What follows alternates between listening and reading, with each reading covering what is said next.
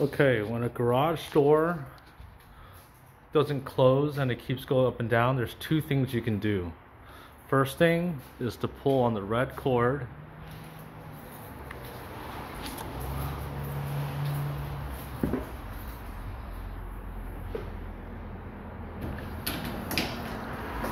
And then pull the garage door down.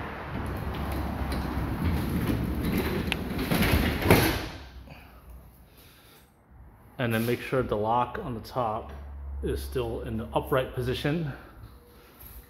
And you gotta come back to the button and make sure you press it one time so that the chain will engage.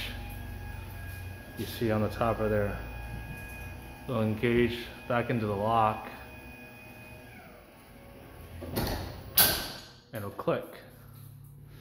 At that point, you wouldn't be able to lift the door anymore and it'll stay locked. The second thing you can do is when that doesn't work, you have to basically manual override to close.